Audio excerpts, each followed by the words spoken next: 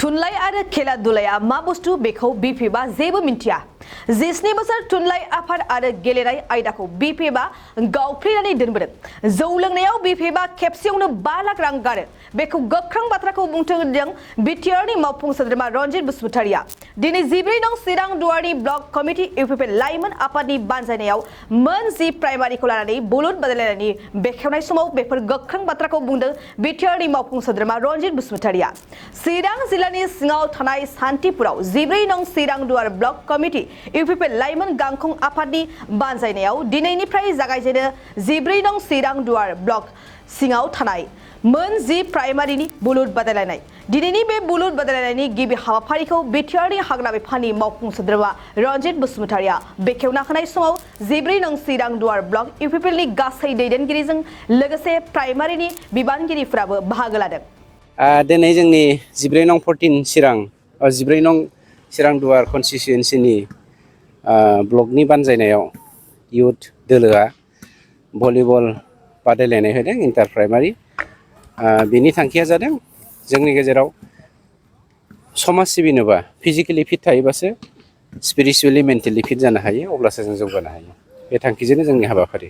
सार, माखासे मानसिफ्रा बुंसोदों इउपिपिएल सरकारा गेलेनाय आयदा थुनलाइयारि आयदा माखासे फेस्टिभेल खुंनायावनो समखौ बारहोहोबाय।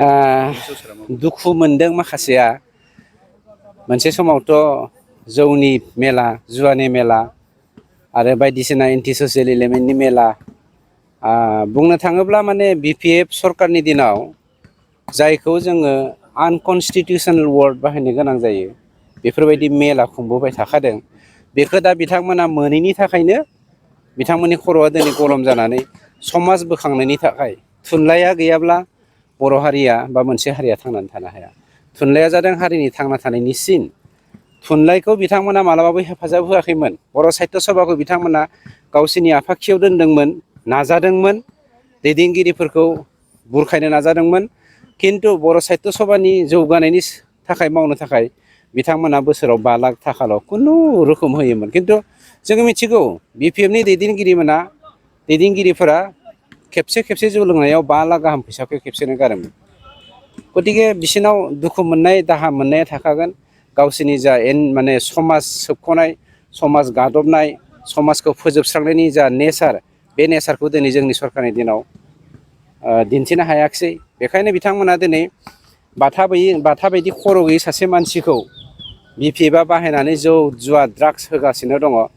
गतिके बेवहायनो हमनो हायो बिपिएफआ बेसेबां समाज सिबिग्रा आरो बाथाया दिनै बेसेबां अस्त्र हिसाबै बाहायजादों। खुलुमबाय। गिबियाव मानगोनां मिडिया नोंथांमोनखौ जोंनि हांख्रायनाय बायदि नुजाफैनायनि थाखाय बरायना लाबाय। लोगोसे मिडिया नायगिरि बिथांमोननिसिमबो आङो गोसो गोरबोनिफ्राय साबायखर जासिहरबाय।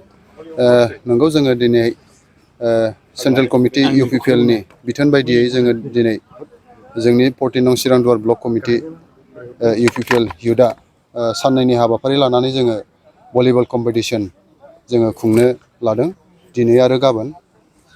जोङो इन्टार प्राइमारिखौनो लानाय जादों। दा बेवहाय जोङो मोन 12था टिमखौ लानानै जों दिनै साननैनि हाबाफारि भलिबल कम्पिटिसन लानाय जादों।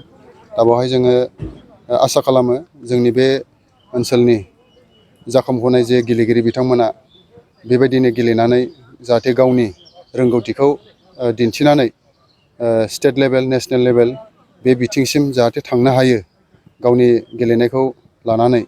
आरो बेजों लोगोसे आं खावलायनो लुगैदों जोंनि साफ्रोमबो इयुथ्सफ्रा गेलेनायजों लोगोसे गावनि सोलोंथाइखौ लाफानानै जाहाथे गावनि गोग्गो देहाखौ लानानै गावखौ मोजां मोनसे गायसननानै लानो हायो।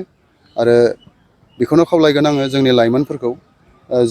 नुनो मोनदों जोङो जोंनि लाइमोनफ्रा नैबे थासारियाव जोंनि लाइमोनफ्रा गोबां जौ जुवा आरो निसा जुक्त' बाहायनानै गावनि देहाखौ गोबां खहा खालामनाय जों बेखौ नुनो मोनदों। जाहाथे बिथांमोनखौ आं खावलायगोन जाय बिथांमोना दिनैनि थासारियाव निसाजों गफबनानै दं, बिथांमोनखौ आं खावलायगोन जाहाथे बै निसा बाहायनायखौ दोन्थ'नानैब्लाबो गावनि देहा आरो गावनि सोलेरखौ जाहाथे मोजाङै लाखिनानै थांनानै थानो हायो, आं बेखौनो खावलायहरबाय। जों बान्था हिसाबै जोङो देरहानायनो 15,000जों लोगोसे ट्रफि आरो जेननायनो जोङो 10,000जों लोगोसे ट्रफि गंसे हरफानाय जागोन आरो बेस्ट प्लेयार जों गंसे दं आरो बेस्ट प्लेयारनो जोङो 2,000 जोङो होनाय जादों।